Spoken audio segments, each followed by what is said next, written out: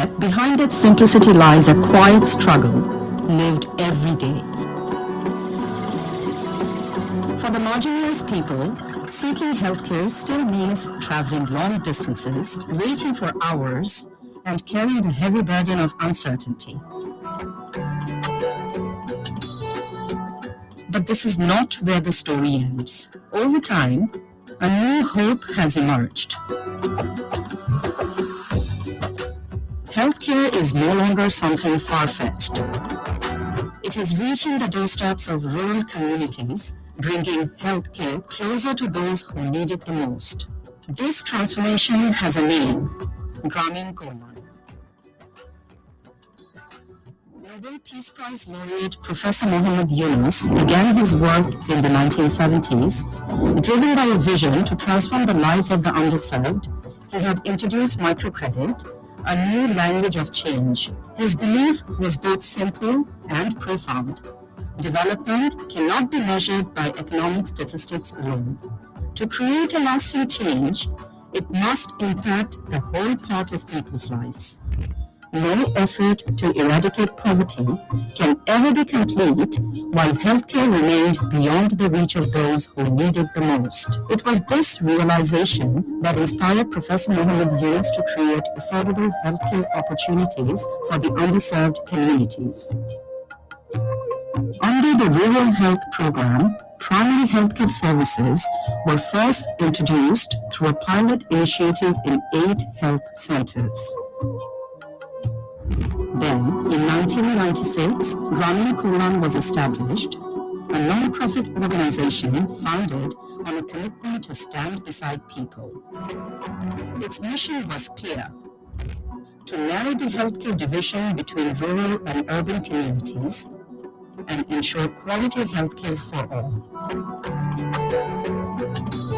Today, that mission proudly reaches 6,045 villages through a network of over 155 health centers across 40 districts of Bangladesh. Every year, more than 750,000 people receive direct healthcare services through this growing network. Supporting this effort are over 76 MBBS doctors, more than 200 DMF practitioners, over 50 paramedics, more than 155 skilled laboratory technologists, and hundreds of dedicated health workers. From primary care to specialized services, Gramin Kollan offers doctor consultations, diagnostic services, video consultation, maternal and child health care, immunization, ultrasonography, eye care, ENT treatment, diabetes management, pharmacy service, and cervical cancer screening. Its modern laboratories provide access to 35 types of pathology tests and 29 types of hormone tests.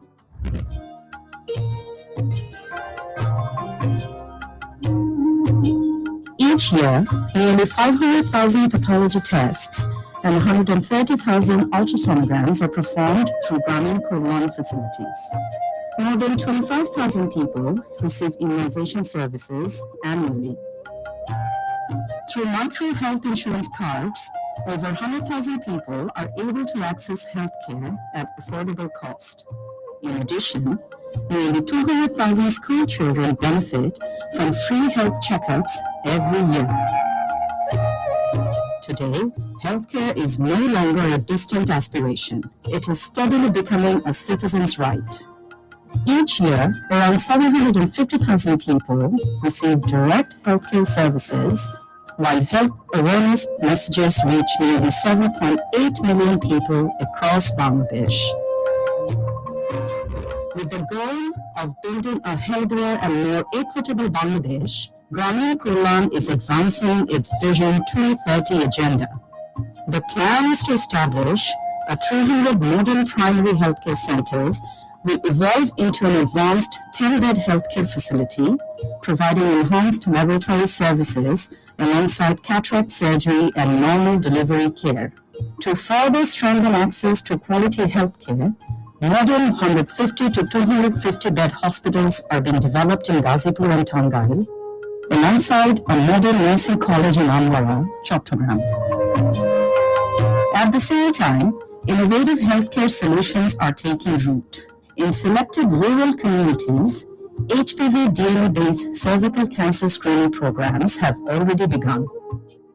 Through this research-based pilot initiative, 20,000 HPV testing kits are being used to provide underserved women with access to life-saving screening and essential referral services.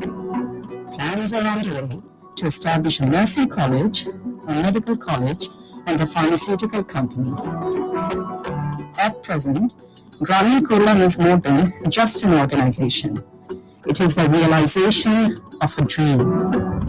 Guided by the 7 principles of social business and Professor Mohammed Yunus's vision of the 3 zeros, zero poverty, zero unemployment, and zero net carbon emissions, Grameen Kollam continues its journey toward a more sustainable and equitable future. Grameen Kollam in healthcare right by your side.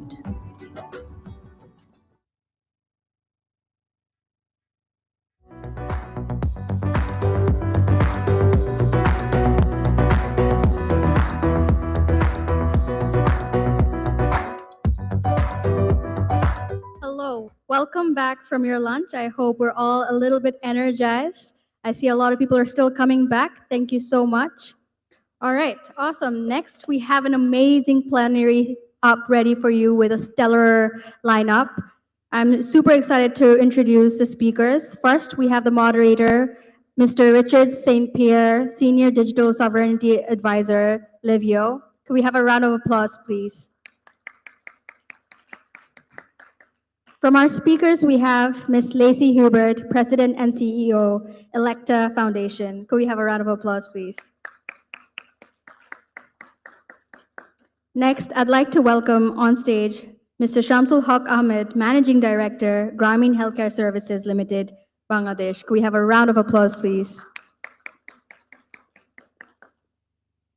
Next, I'd like to call on stage Dr. Ahmed Arman Siddiqui, CEO and board member of Grameen Health Tech Limited and acting CEO, Shamadan Services Limited, Bangladesh. Could we have a round of applause, please?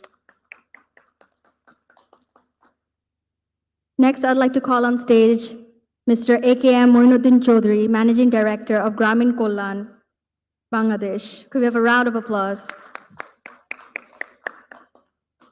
Next, I'd like to welcome on stage Mr. Joseph Hazel, Group Chief CEO, Apex Health. Could we have a round of applause? And last but not the least, Ms. Kate Moynihan, Executive Director and CEO, Seva Foundation. Could we have a round of applause? Take it away, Richard. It's all yours. Hello, and we have to welcome Kate, who flies from very far away. I'll introduce her more formally just after. Hello, everyone. It's a pleasure to be with you again.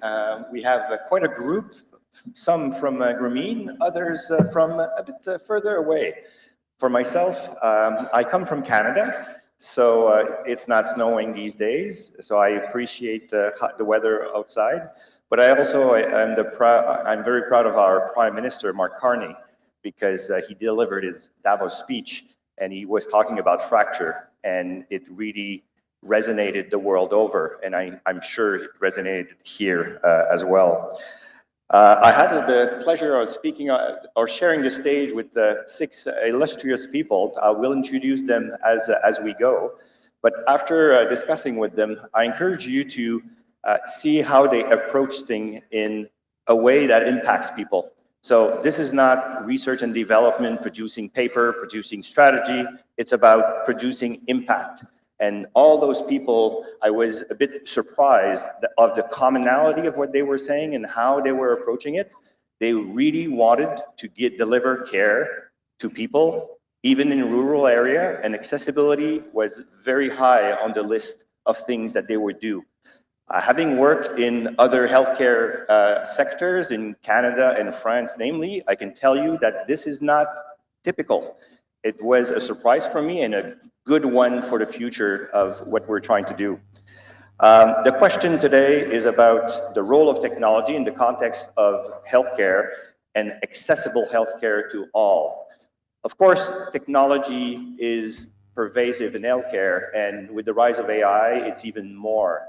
But the core question is about accessibility, way more than the technology. The technology is an enabler. How you make it accessible to everyone is the key thing. But coming from a technology background, I would argue that in the past, or the 20th century, I should say, was wealth inequality was central to how things, you had healthcare if you had money, no healthcare.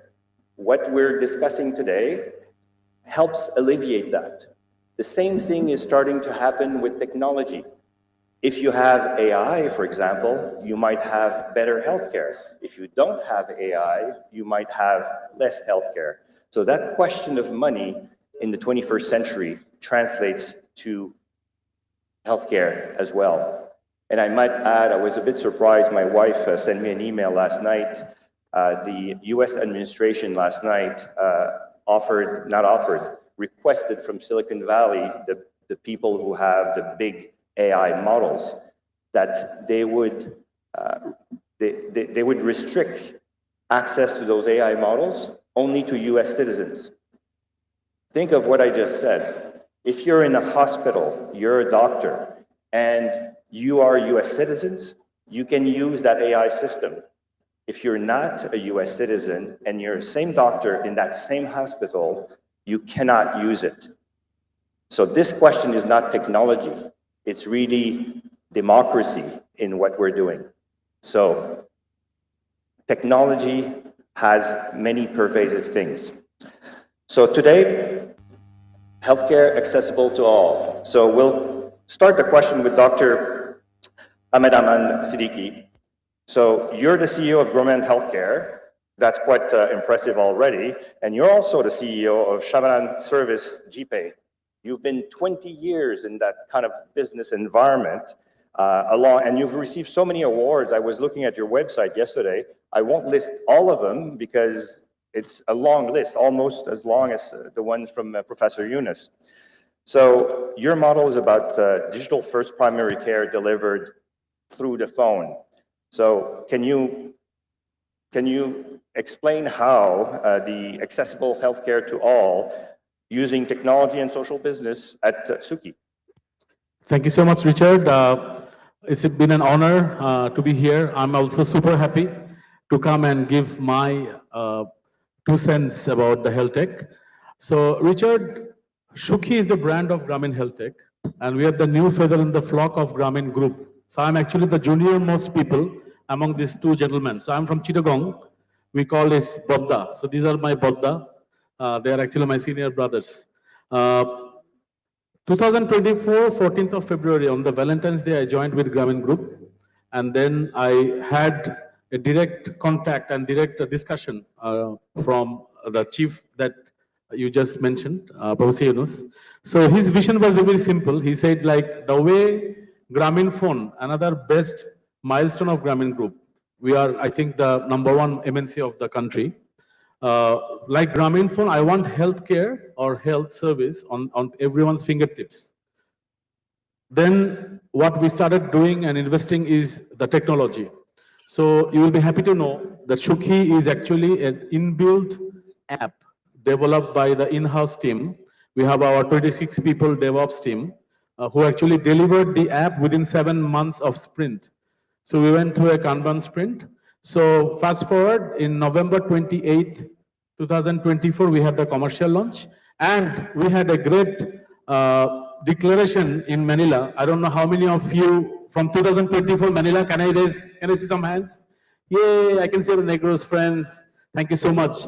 So you will have a great surprise tomorrow. Hang in there till the evening. Sarah will say something about that thing. So we had this commercial launch in 2024 November. So first we had the app where anyone has a Play Store and App Store can download the app and get the doctor. When can they get the doctor? The SLA was 15 minutes. We ensured anyone can see a doctor in 5 minutes. And by the way, we are in a country where 36% of the population die without seeing a proper MBBS doctor. We have only one doctor for every 20,000 populations. We have half nurse, not even 1.5 nurse per 20,000 people. But we have some blessings. We have a lot of doctors. They want to flock around Dhaka city. They don't want to go to the rural area. So we had a humongous pool of doctors, and we ensured that patients are served within a span of 4 minutes. That was the basics. Then comes into the picture, what happens to the people who doesn't afford a smartphone? There we had the IVR. You dial 10657, and anyone can hook with a doctor and talk with the doctor. Then Professor Yunus, you know him, he pushes us really bad. He said, what happens to a person who is a farmer who have used insecticides, have a skin disease? He cannot see a doctor without showing the skin disease. So he needs a video. That's why we came out with a unique concept. We call it Shukhi Sheba Kendro.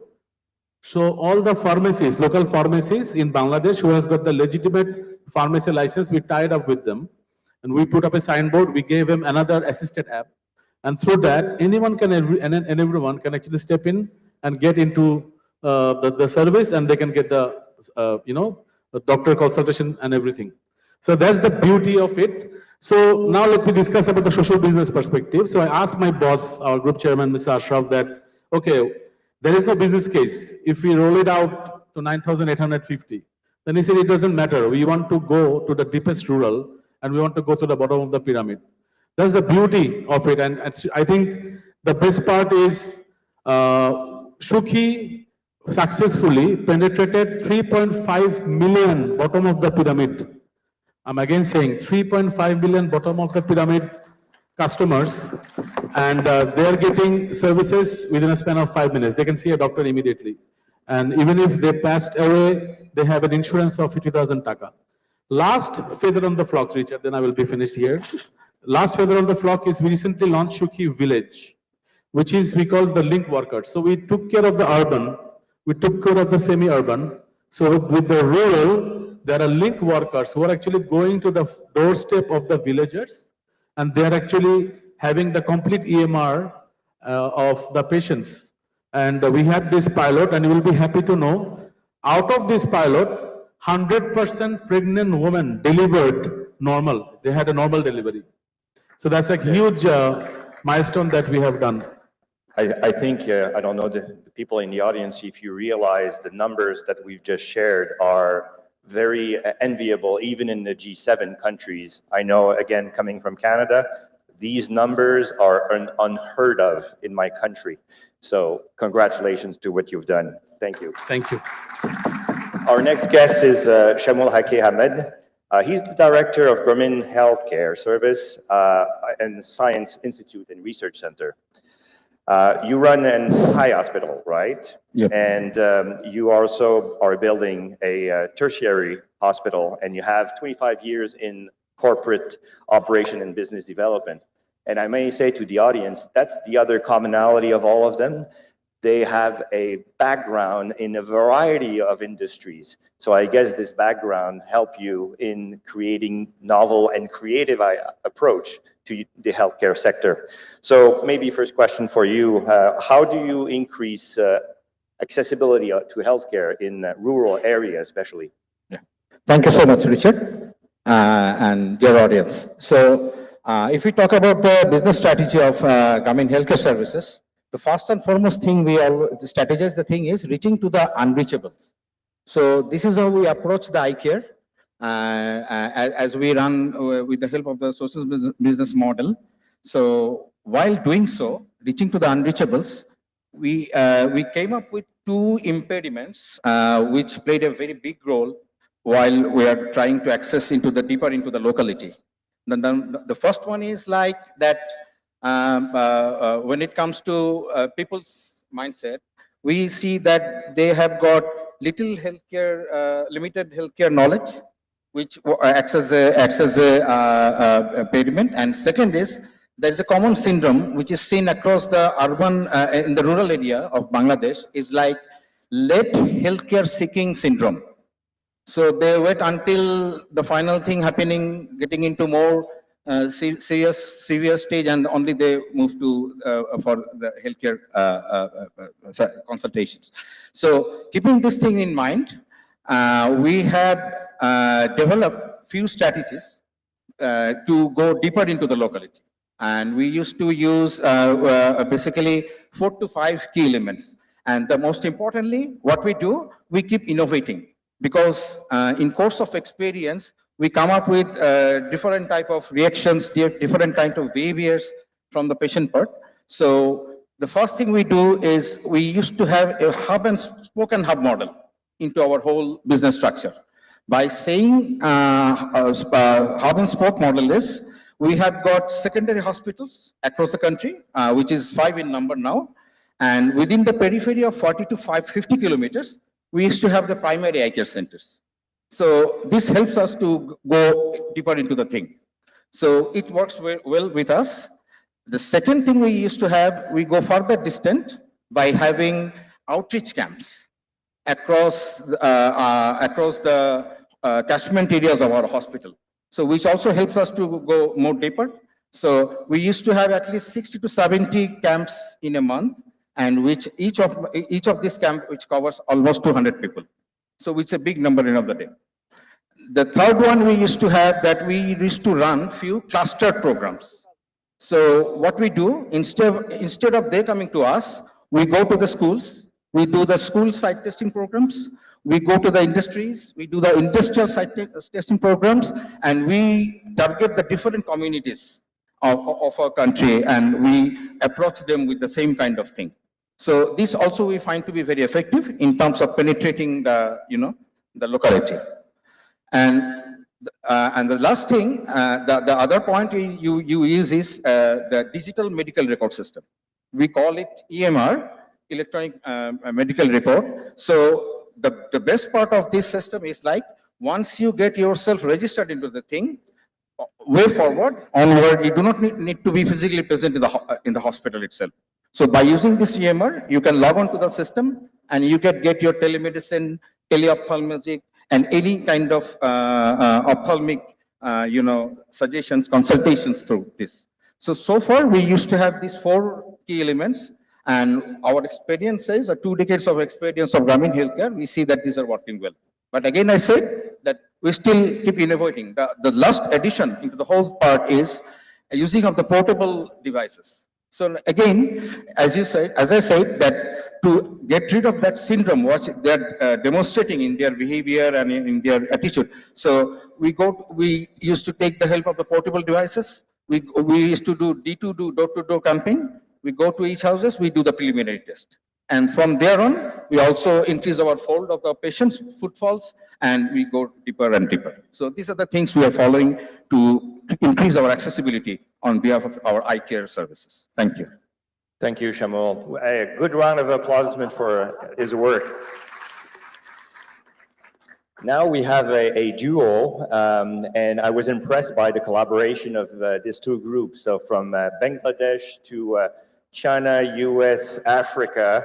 I'll introduce Mohamed Charoudi, the Managing Director of Grameen KLN, and he is heading an organization that is quite incredible because 650 health workers, 750,000 of patients a year that you have, and he has a partnership with Lucy Hubbard that comes from the US, founding president and CEO of Electra Foundation, one of the largest cervical cancer screening program in Africa, and they're working collectively, serving about 500,000 women a year. So it started where? Maybe starting with you, and then explain the relationship that you had as it expanded.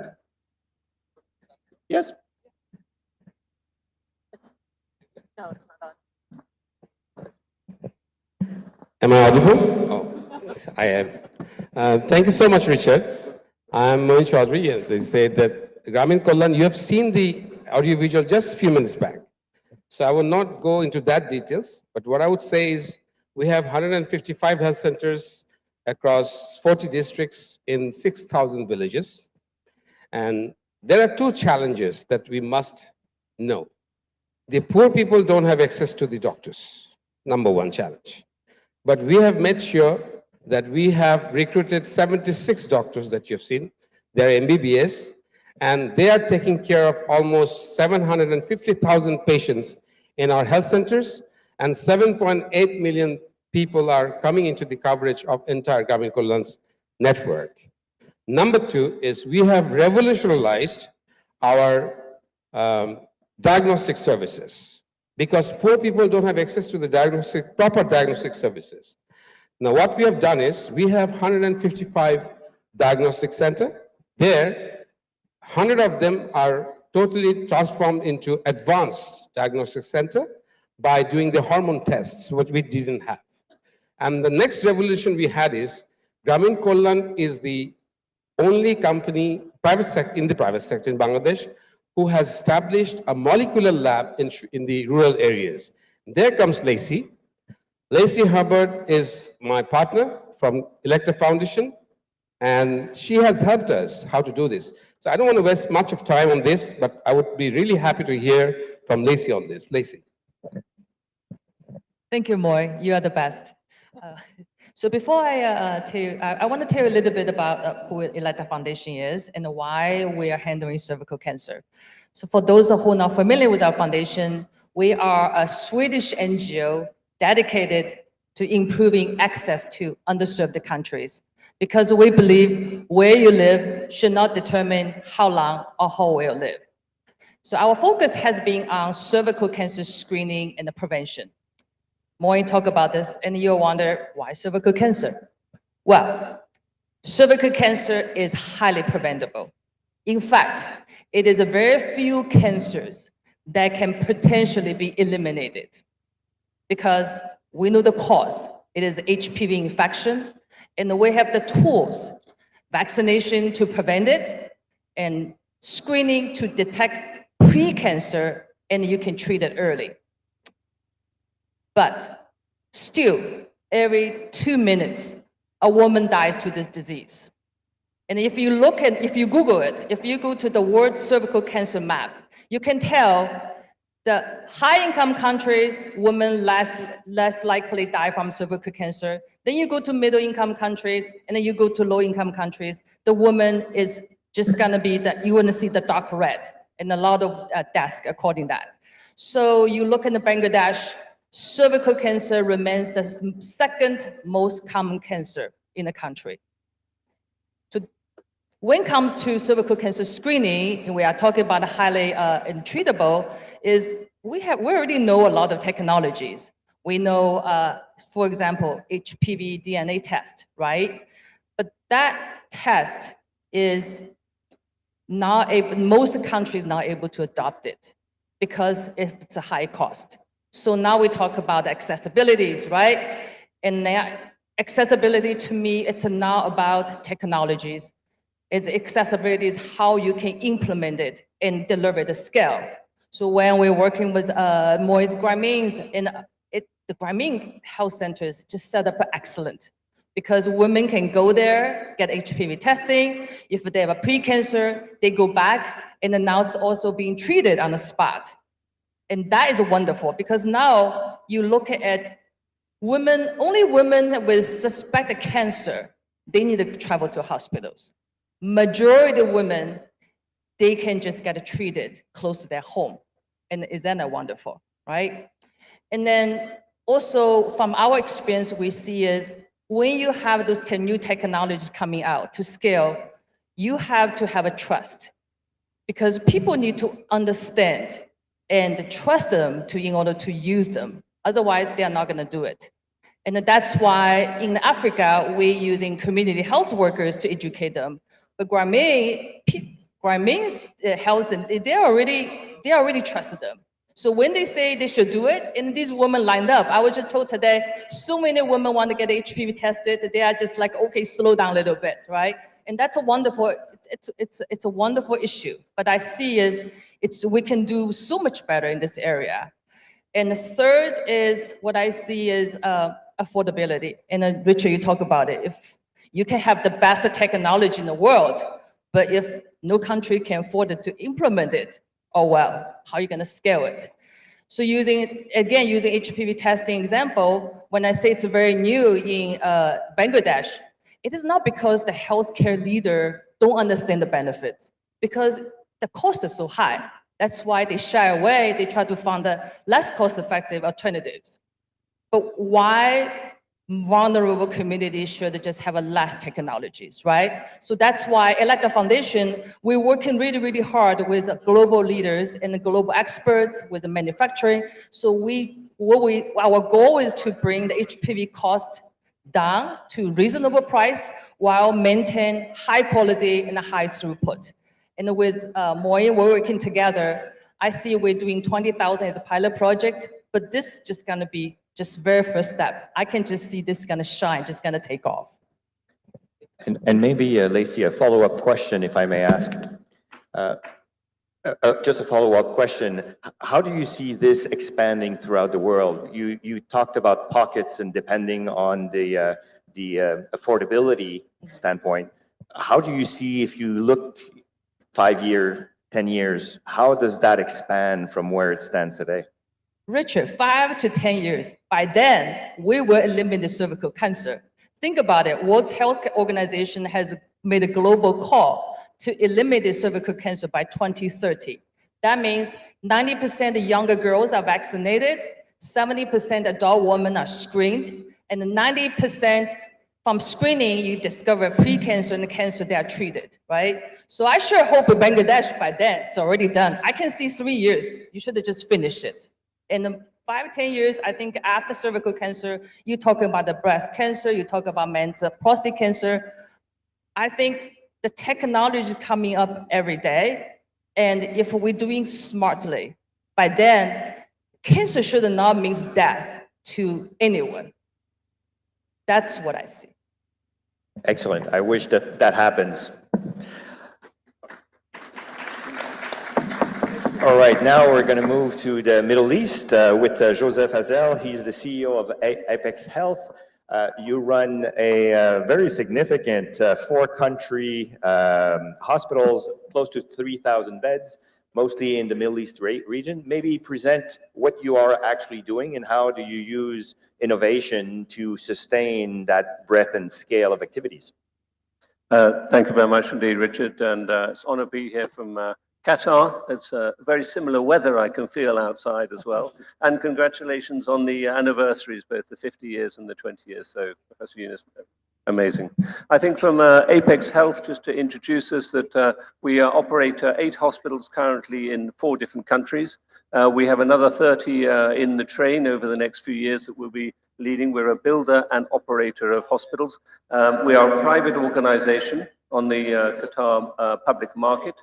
So we have 5,000 Qatari shareholders who are pushing us to drive excellence out from the Middle East, but using our international partners from the US, from Europe, and also from Asia as well.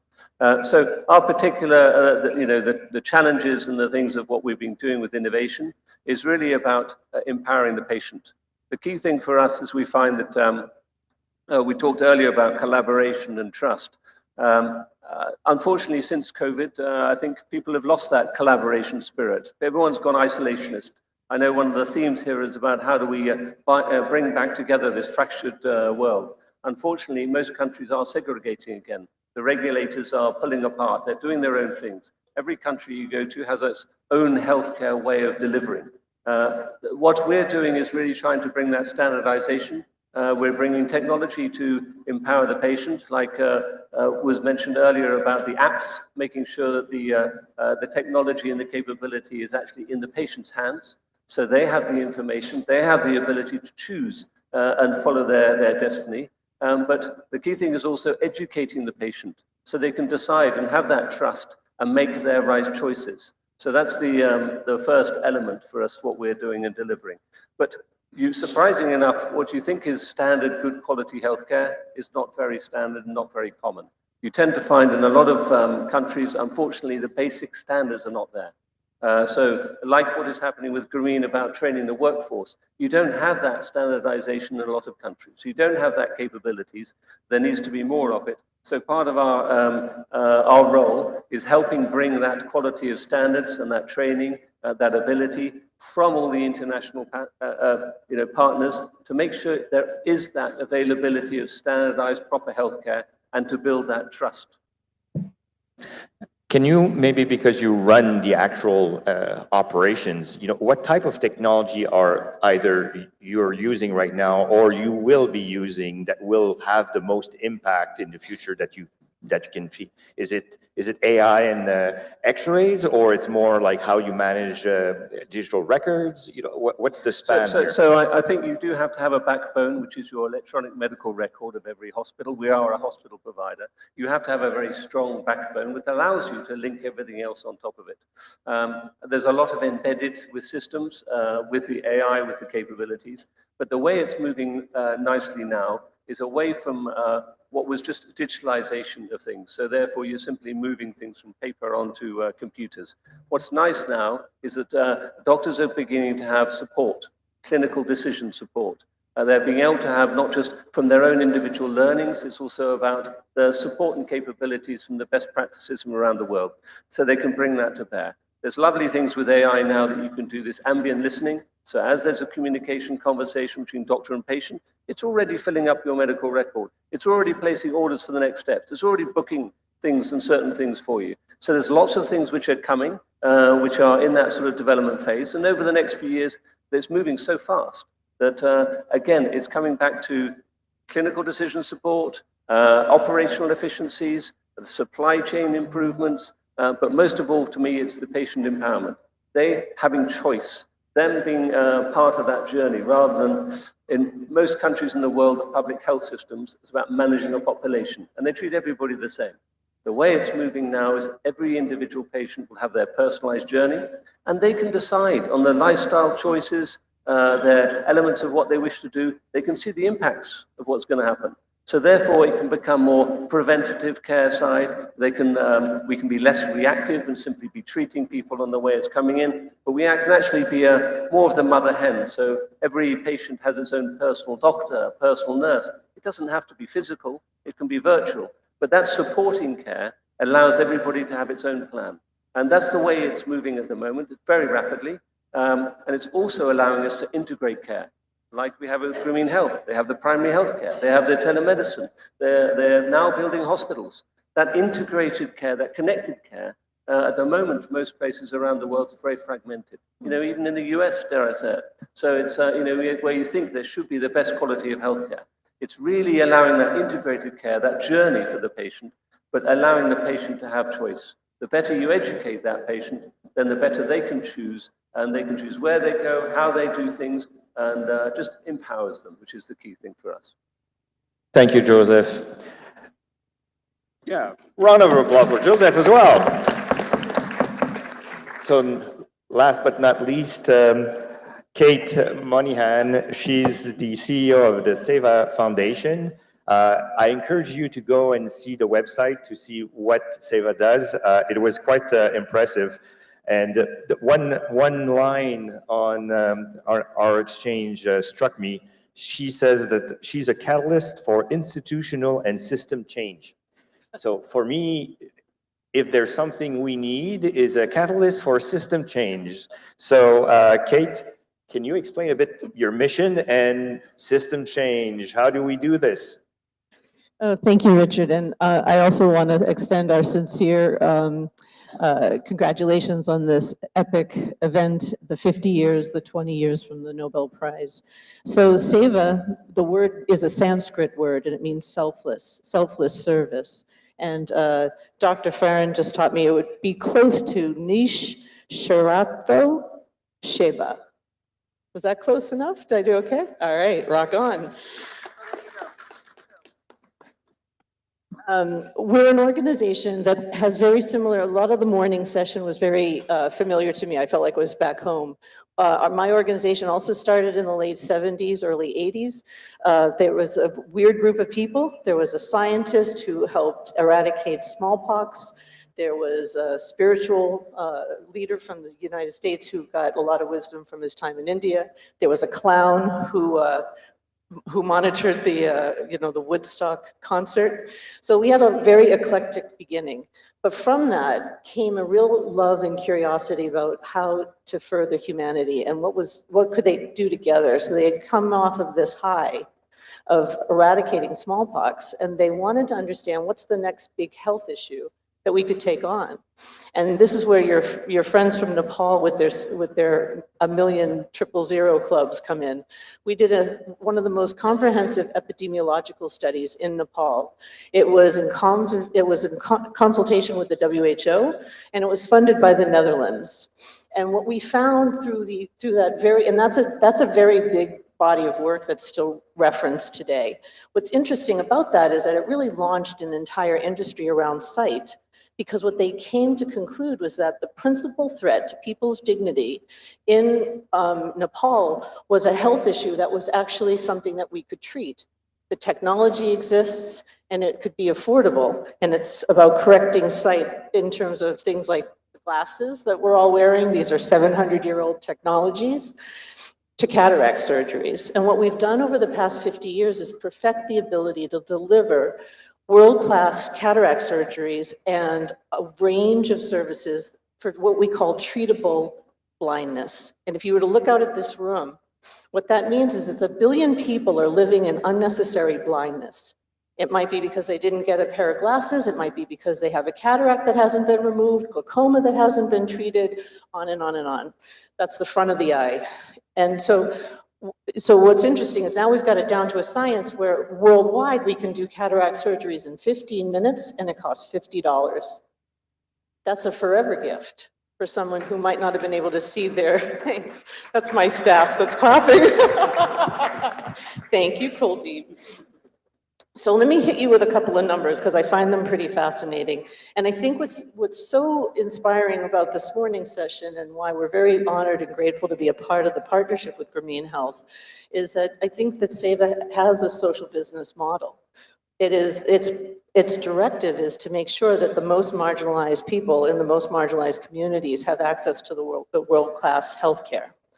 And it doesn't come at it with a colonial or even a paternalistic approach. It really sits down and listens to the local wisdom. So while there's an undercurrent of the science of what we do that happens in every country that we work in, because you want somebody who's operating on your eye to know the science, but there's also a lot of creativity and innovation for how it's executed in countries. So let me walk you through some of the numbers that get me up in the morning. You heard earlier what keeps people up at night, so let me tell you what gets me up in the morning. $1 trillion.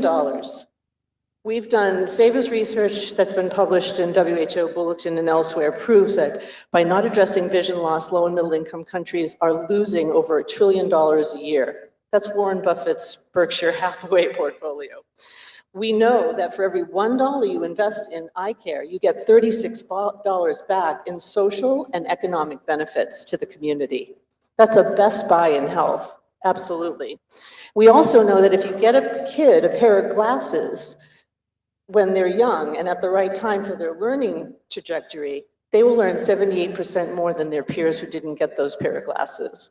So we value people over profits. We try and come at it with a sense of joy. We take the work seriously, but we don't take ourselves very seriously. And we really have a deep commitment, almost a fearless commitment to the love of humanity, the fact that we want to unlock the excellence and be part of a community solution. And during COVID, just as an aside, there were a bunch of people with a different model where they have to fly in. I think somebody in the earlier session today talked about flying in and doing the work and then leaving. We don't subscribe to that. We think inequity solutions have to be built to last in the local community from the local talent. And during COVID, our work didn't stop because nobody from North America or Europe had to go anywhere to do the services. That was all homegrown and the people were able to do the services for themselves. Thank you very much for this. I told you I would ask you a trick question. So here's a simple one. So if you had a magic wand, what would come next for you? Oh my God. All right. This is my 5-year-old Kate is excited about this question. Well, I think it would be the gift of sight, but what I mean by that is not only in the technical term. This is a health issue that money can solve. Nobody needs to be blind. So I think there has to be that aspect of the wish or the magic wand.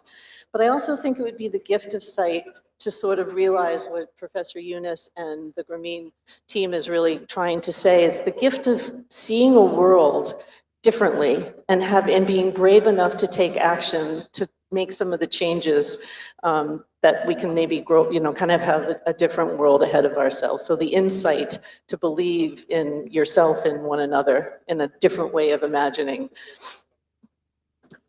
Thank you. As we're coming to a close, I'm going to ask a single question, but 60-second answer. So very short to all of you, right? We're going to start with, let's say, Armand. And Armand, the question is simple. We meet again in 10 years. What will have changed? What will you have built? And what's the new reality here? Why I have to be the first to answer every name? Anyways. Because you're my friend and we're sitting beside each other. Okay. We have solved, the difference between me and the rest of the people here is I am only in digital. So for the digital health tech, the issue is the doctor cannot touch or feel before they're treating the patients, which we have solved with one of the device. 10 years from now, I would love to have the VR, the doctor can actually measure and they can feel the pulse by himself or herself. They can measure the fever, they can measure the CO2 and everything in 10 years from now, so that we solve issues that we have currently for the healthcare in Bangladesh. Good, thank you. Lacey, you want to go next? Yes. I'm changing the order here. Sure. Same question. Same question. Say it again. What's the question again? So same question for everyone. So we meet in 10 years. What will have changed? What have to be changed? What will have changed? We're in 10 years' time. So in your case, most probably that cervical cancer has been eliminated, as you were saying. Right. So what will change? What I see is it should be more shifted to prevention from the treatment, because prevention is so much more effective, so cost efficient, and so much the woman man or woman, right? This case, all have a much better chance to live in a quality life. Good. You want to go next? What do you did? Well, it might sound a bit different, but I will revolutionize and change the entire systems of primary healthcare. Because what we get, we don't get anything. What I would do is having 300 health centers across the country, 20 hospitals where I'll take the poor people up to the hospital, let them not come to the hospital. And also, I would like to make sure that in Bangladesh, there'll be no cervical cancer, along with Lacey, and a bigger platform. Thank you. Excellent. Joseph, you want to go? I want to say that. I think with Moed, it's not 300. It's going to be 30,000. We're talking about 10 years, right? You're going to have a... I'm talking about health centers. Yeah, you're going to have 30,000, or then I'll be the most happiest man in the world. So it's okay. We're clear in 10 years what we're going to get. Thank you. I'm not entering this competition. I think for me, the key thing is actually at a slightly higher level. I hope that there's a bit of a wish and a prayer in the next 10 years that the countries will start collaborating again to improve healthcare for everybody across the board. I think they're lost that space. I think our job is to help them reconnect. And the connected care with technology is to really make sure that journey, so whether you can treat people in primary care rather than come to hospitals, there's so much more that can be done at the preventive stage. But for me, the real challenge, as I mentioned earlier, is really about the patient empowerment, which comes with patient education, giving them the tools, giving them the support, building that trust so they can take that journey themselves, that they have their own documentation, they have their own pathway, and therefore they can follow that connected care and have real trust in the system that we're delivering.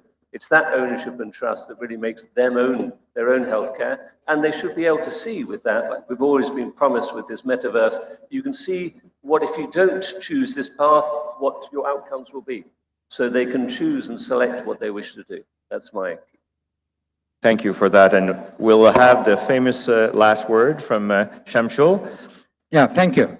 For me, as I'm representing Grameen Healthcare Services, my answer is very plain and simple. 10 years from now, I want to see Grameen Healthcare as the largest eye care chain social business entity in Bangladesh. This is one thing I want to say. Second is like that, this Grameen Healthcare will be highly leveraging on technology.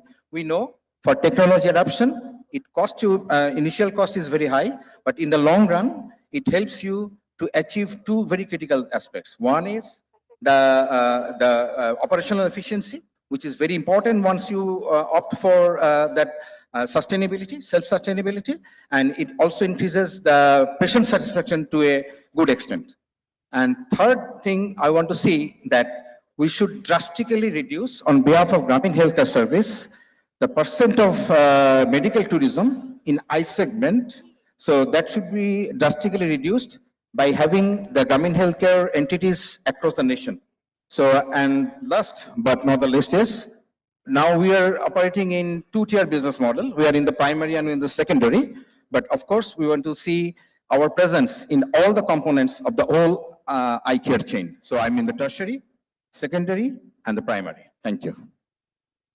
I see, you can see that you can be very, very proud of what you've built there. You cannot envy any other country. You have health that is being delivered and that touches a lot of people, way more than a lot of countries. You have the recipe. Carry on. Thank you, and a good round of applause to our group.